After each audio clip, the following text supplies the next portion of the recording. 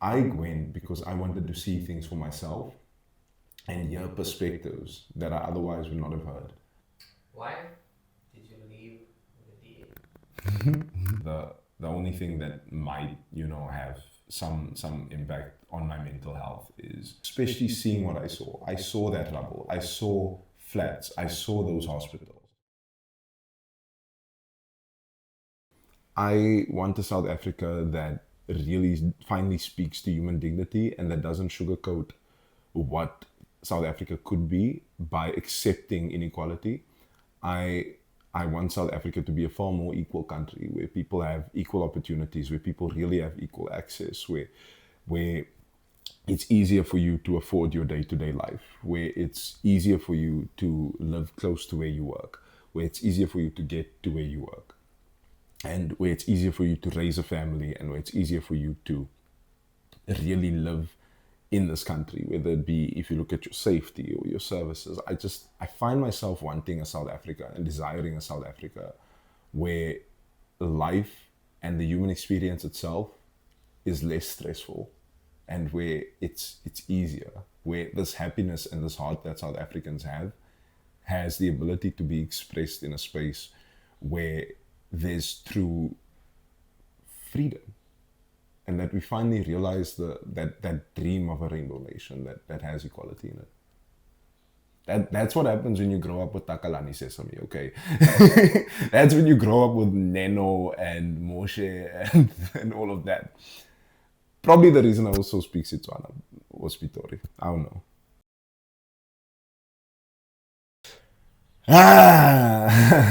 Yo, this one. I've never answered this. I've given a statement out, but I've never answered it. I felt as if the DA performs politics and doesn't do politics. That for them, politics is optics, it's marketing, it's KPIs, it's all of these things that politics should never be. And one of the things that I really found myself coming at odds with is the inherent nature of a form of supremacy within the DA. That if you are belonging to a certain faction or you are a certain skin tone, you'd get privilege and you'd get the ability to speak up. And they often purport to be a space where there's freedom and there's, this diversity of thought. But the reality is, if it's an underlined diversity of thought, then it is an unwelcome diversity of thought. And one of the biggest reasons I left is because of this entire notion that politics is performance. And I failed to believe that, and I firmly disagree with politics just being performance. I think it should be real and rooted in the daily issues of people. And this also found itself expressing itself to me in many different ways of showing that I was subpar or subordinate, when in actual fact I was a sitting member of parliament in South Africa, one of 490 in this country. And I found myself at the bottom of many different experiences. And I saw how most plans were about making the party look better, making it look better optically, and seeing colored people and black people as window dressing in the party, and Indian people as window dressing to lure a certain vote, and using tactics to get a vote without meaningful service delivery behind the vote. And that is something that I couldn't be a part of. I constantly stressed. I mean, there was even this one time they developed a chiefs strategy, and I then brought it to them that, hey, maybe we should include Koye and San chiefs in this. And it was just one of those things that was flat out noted but not acted on at all. Another experience was when we had this GNU roadshow, and it was every single public representative in Gauteng was there, and all the ministers in the GNU were there. And I raised a simple question: why is it, and this is the window dressing, why is it that there is no colored minister or deputy minister in the GNU, despite colored people making up a great percentage of the DA's vote?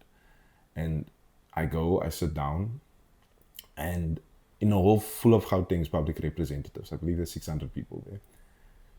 One of the ministers stands up and he just goes. And keep in mind, this is somebody who has only been a public representative, who has no form of tertiary education, stands up and just goes, I'm glad to be here because of my merit, not because of my representativity.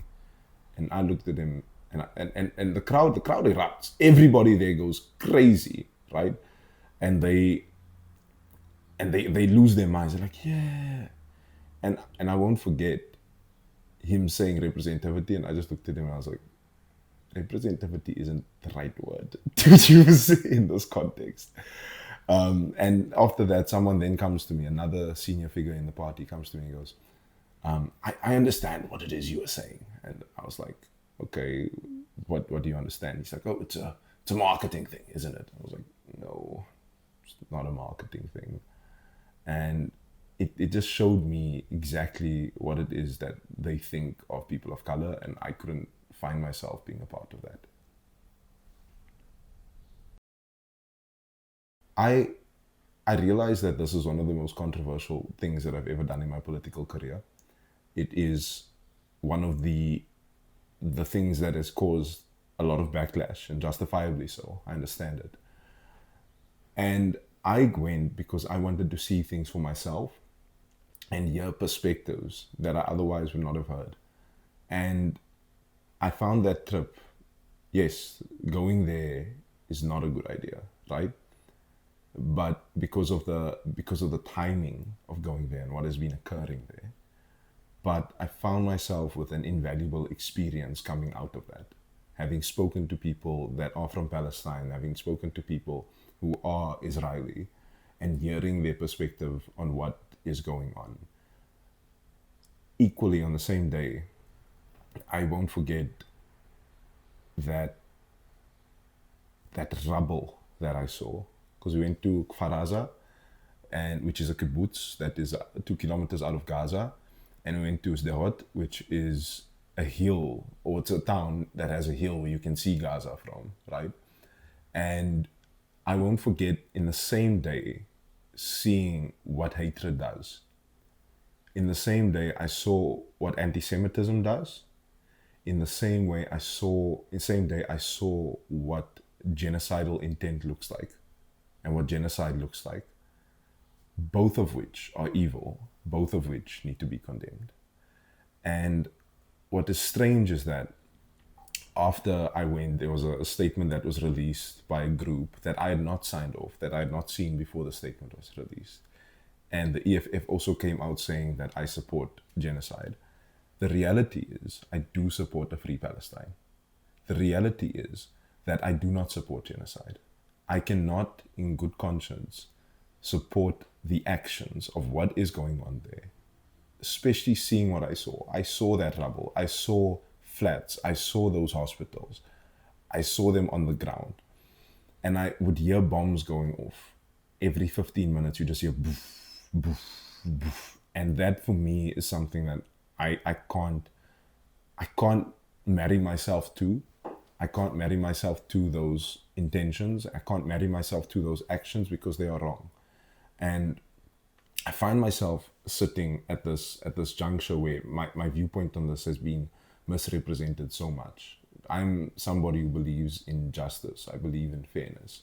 And I think that, you've got all these people saying that there isn't a genocide when you've got organizations, credible organizations like the UN, when you've got the International Association of Genocide Scholars, experts on genocide saying that there is a genocide going on. I, as somebody with an academic background, cannot say that there isn't. I do not have the authority to say that there isn't. So I find my viewpoint sitting at this crucible, and at this point where I can firmly say where I stand on it, and that there should be accountability. That there should be accountability for leaders who perpetuate and perpetrate acts of genocide, as well as leaders that perpetuate acts of anti-Semitism and pure Jew hatred. That is wrong on both sides. And I find myself at that point, that is my view. I'm always on the side of human rights. I'm always on the side of human dignity. And I feel as though the reason my view has been misrepresented is because of my silence on this. And one of the things that the internet has robbed me of is my ability to be human and to process things like humans do, especially things that are as deep and difficult and as complex and as emotionally nuanced as what I saw and what I felt speaking to Israeli people, Palestinian people, and seeing in Gaza with my own two eyes. That there is things that you need to sit and process. I don't feel as though you can immediately just jump. You need to sit and you need to deal with it as a human being. There was even things that I didn't sign. I didn't sign this interfaith declaration that was supporting the Israeli government's agenda. And there's many different things that I just simply did not do. But yeah, that's where I sit. That is where I sit in all of this.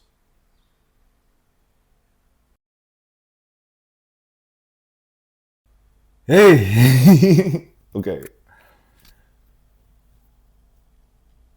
Okay.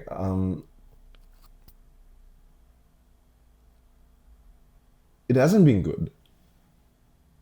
It's been fluctuating. It's good, then it's bad, then it's good, then it's bad, then it's good, then it's bad. And I found that particularly while I was in Parliament. I mean, one of the things that really showed me where my mental health was earlier this year. I remember getting home from Parliament. I had so much stress. Because of the hypervigilance that politics gives you, I think that is something that humans aren't, programmed for. You're not supposed to be in the face of millions of people daily. We were programmed to, evolution programmed us to be able to be in front of 150 people throughout your life, right?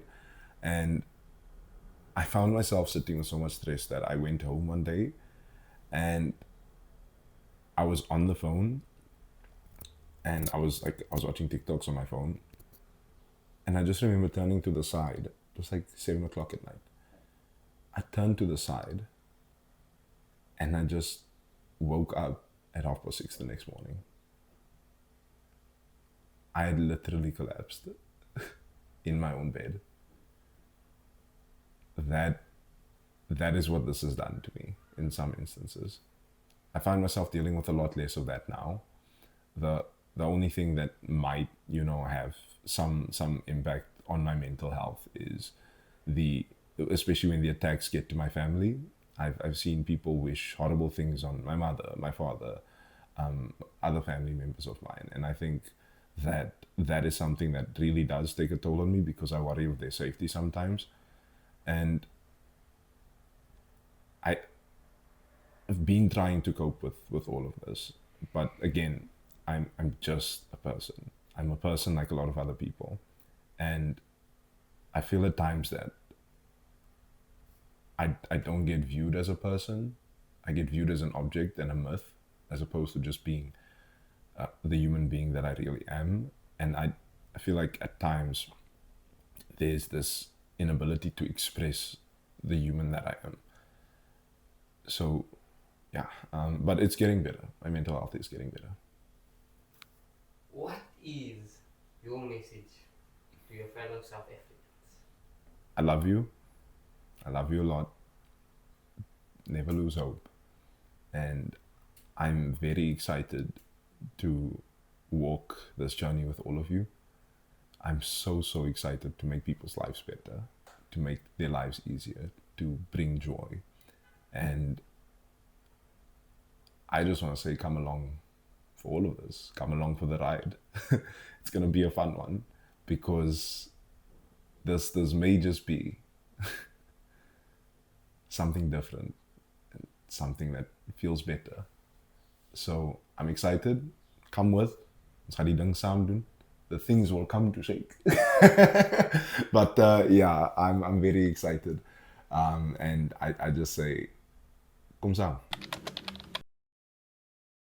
Ons gaan 'n human chain maak op die main road. Een van die dinge wat vir my baie geïnspireer het is waar vandaan dit kom waar jy nou is en waar jy op pad is en hoe kom jy dit toe? Wij zijn hier. Wij zijn hier.